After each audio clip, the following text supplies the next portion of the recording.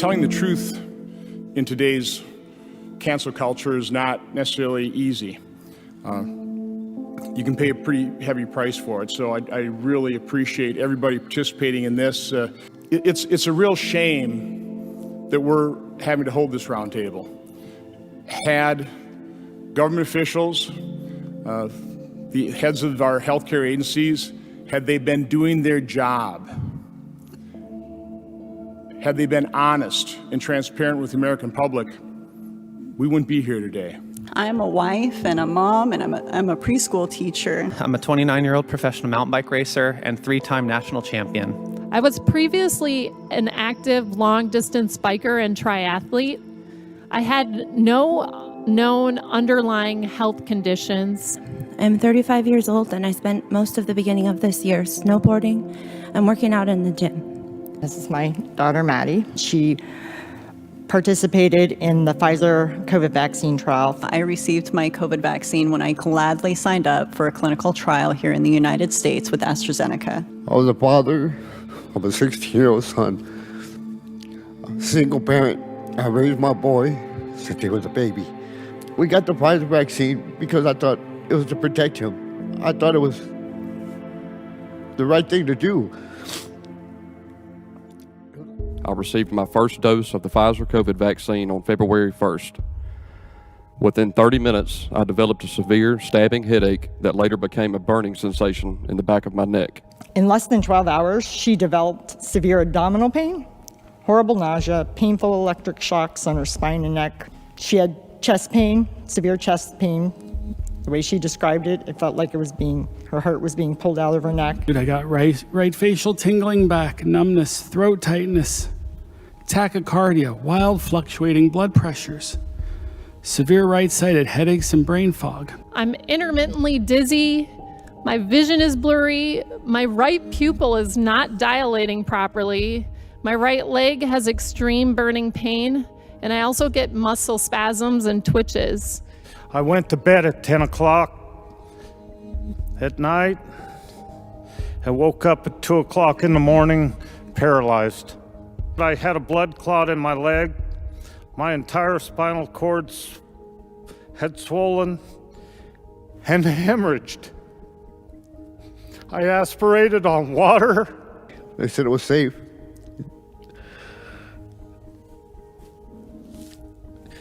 Now I go home to an empty house.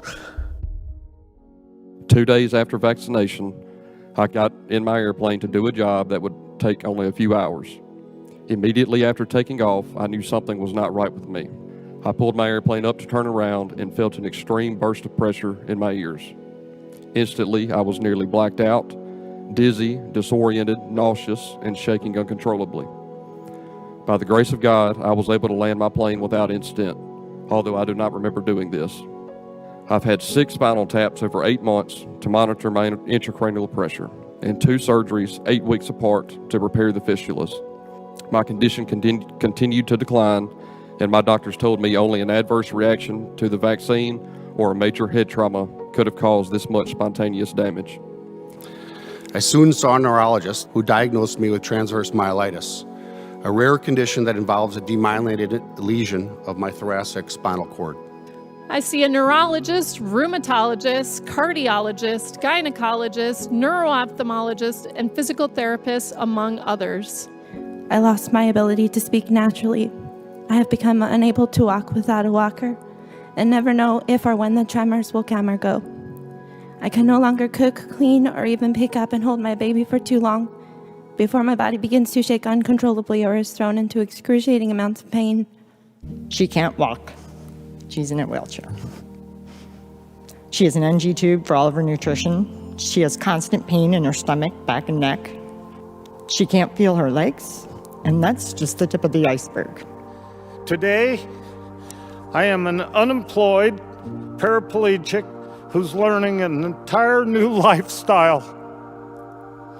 And the only thing I did between full health and my current condition is take a shot. I have been bedridden, unable to work, and unable to exercise for months. I fear that my career has officially been ended. I don't know if I'll ever be able to fly an airplane again. This vaccine has taken my career from me and the future I have worked so hard to build. My career of 19 years, that I took almost 14 years to train for, is likely over. They did everything in their power to hide everything that happened to her. And that is why this is happening to all these other people and kids. They murdered my son. And the other people that are suffering, these kids, with all these side effects, that's child abuse right there. I mean, why isn't something being done? Assuming the FDA and the CDC would be alarmed at my diagnosis, I expected to be contacted soon after my VAERS submission. No phone call, no contact. In fact, weeks passed. I then contacted the CDC myself. They acknowledged my VAERS submission, but stated my reaction was categorized as not serious, as I had not been hospitalized and I hadn't died. One word describes how I felt in the first few months after my diagnosis: abandoned. We did video conferences with Peter Marks and Janet Woodcock, constant emails with Janet Woodcock and myself directly. We have literally asked and we have begged repeatedly for them to acknowledge these reactions. They declined. This experience has shattered my life. Like all of you, I know where you are. The 24/7 tinnitus has robbed me of every moment of silence and peace.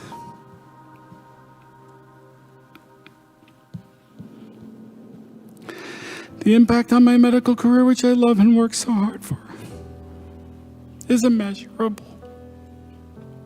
I deserve to be heard and treated with compassion, but instead I have been called a liar and a fake, and I have even been told by the ER doctors that this is all in my head and that there is nothing medically wrong with me. Among the folks that have contacted our firm are many physicians from across the country who themselves have suffered vaccine injuries. One of the things that I often ask physicians who contact the firm is, will you make public the failing of our public health agencies? And that's often has the same reaction as well. And that is one of immense fear. The fear of retaliation from public health officials and the medical establishment. After I reported to my command my concerns that in one morning I had to ground 3 out of 3 pilots due to vaccine injuries, the next day my patients were canceled, my charts were pulled for review, and I was told that I would not be seeing acute patients anymore. Everybody sitting here today, all of the physicians and the medical professionals, PhDs who are attending here today, their careers on the line to come here and do this. It should not be that any physician should have to, quote unquote, risk it all just to advocate for their patients. I know many mainstream scientists and medical professionals who, similar to me, think that the current narrative is extreme and wrong. But very few of them are willing to speak up. Any attempt to deviate from the main narrative today is faced with a wall of hostility, rejection, and even elimination from the government, including funding agencies, from public media, and worst of all, from the scientific community itself. Legitimate scientific challenges have been set aside or dismissed as, quote, misinformation, unquote. I worry that young scientists may be reluctant to disclose evidence on vaccine harms. Being labeled as an anti-vaxxer could be a career ender. I'm saddened that we are supersaturated as a society right now in the attitude of everybody knows, but if hospitalizations and deaths were almost exclusively occurring in the unvaccinated, why would booster shots be necessary? There's something not adding up, and we should all be asking, is it true that this is a pandemic of the unvaccinated? People should not be coerced or bribed to choose between their freedom to bodily autonomy or their livelihood and being injected. This is a human rights, social justice issue. For everyone suffering for everyone being pushed, guilted, and frightened into taking this thing or not taking this thing. I see you. I hear you. I believe you. I love you. I am you. Once we leave here, they're going to forget about what we said here. Thanksgiving, I'm going to spend at the cemetery. Christmas at that cemetery. I will continue to fight. I will continue to research.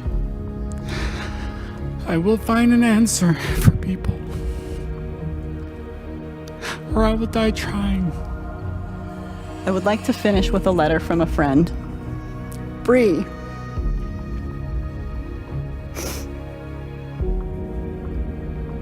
I cannot take this any longer. This has taken everything away from me. My career, my family, my life. My body will not stop attacking itself. And this is beyond the worst amount of torture. They have further erased my very existence. Please accept my apologies. I must bid farewell to this world. Please tell our stories.